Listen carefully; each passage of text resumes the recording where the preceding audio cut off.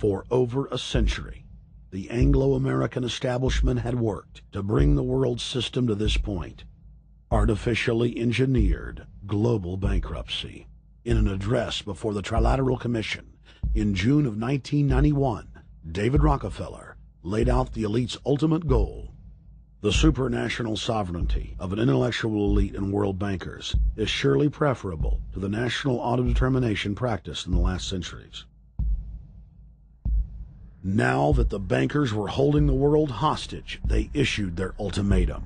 The only solution to restart the global economy would be to set up a planetary government ruled by a new Bank of the World, a Bank of the World owned and controlled by them. Suddenly, hundreds of prominent publications announced the solution, the people's only salvation.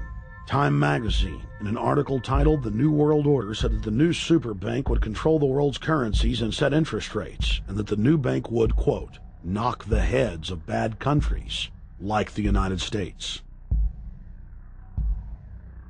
At a meeting of central bank heads and finance ministers dubbed Bretton Woods II, the plan for world government was unveiled by the very bankers that had engineered the collapse. Formerly sovereign countries would now pay their taxes directly to the banking cartel. Hundreds of new carbon taxes, controlling every facet of human activity, would only be the beginning. Now all the elite had to do was to sell the public on accepting the final phase of their takeover. And it's Obama's job to sucker the public into standing down so the bankers' agenda can move forward unhindered. Never before in U.S. history has the media gotten behind a president like they are behind Obama. The press has pulled out all the stops, bestowing a crown of infallibility upon Obama as the savior of the people. The elite are betting everything they've got on Obama's charisma and hoping that he can sell the world on their program of tyranny. Yes, there have been differences between America and Europe. No doubt there will be differences in the future. But the burdens of global citizenship continue to bind us together. A change of leadership in Washington will not lift this burden. In this new century, Americans and Europeans alike will be required to do more, not less. Partnership and cooperation among nations is not a choice. It is the only way. We've got to give them a stake in creating the kind of world order that I think all of us would like to see. In truth, Obama is not simply continuing George W. Bush's policies. He is radically expanding them. I thank President Bush for his service to our nation. This film has documented the painful fact that Barack Obama's agenda is the complete opposite of what he has claimed it to be. Now we will reveal what Barack Obama and his controllers' true agenda is.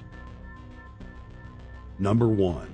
Bring the United States under the complete regulatory control of a private offshore superbank known as the Bank of the World. More than 100 new taxes are now being developed under the umbrella of curbing greenhouse gases. The new taxes will be paid directly to the private bank consortium. At the producer level, taxes will be paid on farm animals' flatulence. At the consumer level, there will be carbon taxes on all forms of meat, beef, poultry, pork, and fish. All cars will be fitted with satellite tracking boxes that will tax driving by the mile.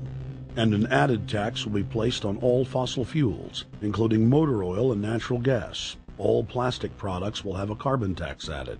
Outdoor space heaters and fireplaces are to be taxed. All electricity produced by coal-powered plants will be taxed. Under the cap-and-trade system, citizens will be forced to pay taxes on thousands of products to private cap-and-trade services owned by Al Gore and other elitists. There will be taxes on light bulbs, water, trash pickup, air travel, train travel, bus, ship, medicine, steel production, mining, clothing, laundry, asphalt are just a few of the new taxes to be levied. But to truly transform our economy, to protect our security and save our planet from the ravages of climate change, We need to ultimately make clean, renewable energy the profitable kind of energy. So I ask this Congress to send me legislation that places a market-based cap on carbon pollution and drives the production of more renewable energy in America. That's what we need. The notion of anthropogenic global warming is a fraud. In other words, the idea that the planet is getting warmer and that human activity is somehow responsible is a pseudo-scientific fraud. It's a big lie. It's a monstrosity.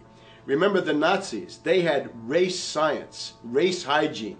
They said Aryan blood is different from any other kind of blood. This was, of course, idiocy, a fantastic piece of nonsense. Today, we got something similar.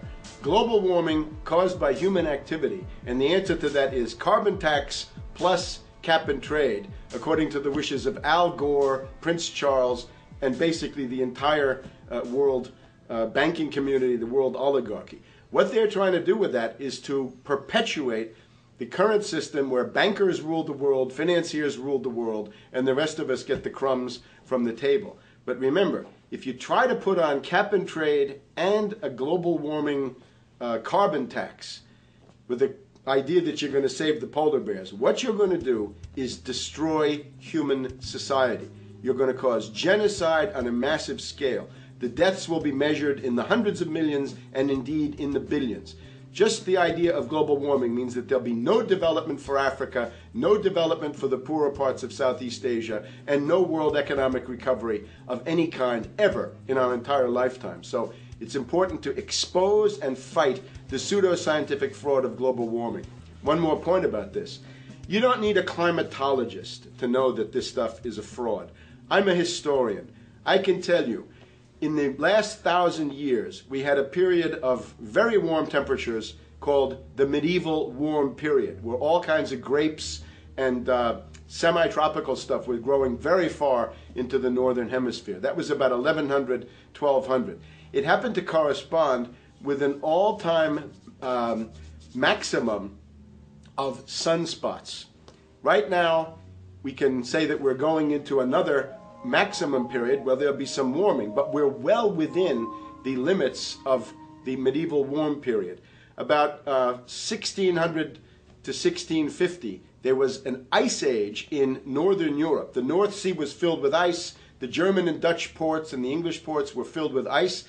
That corresponds to an all-time minimum of sunspot activity, the Spörer minimum and the Maunder minimum. So this has largely got to do with solar activity. We can see that other planets, not just the Earth, are warming slightly as a result of increased solar activity. But we're well within the minimum. So what the oligarchs claim to be an open and shut scientific case is a piece of pseudo-scientific nonsense, and it should be rejected. Number 2.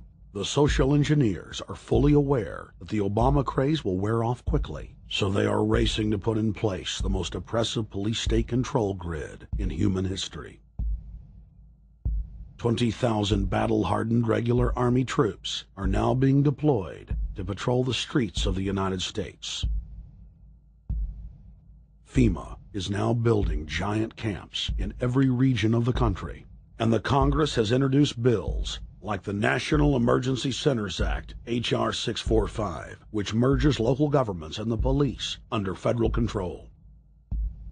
And as we all know that have watched these things, they're ready for the riots.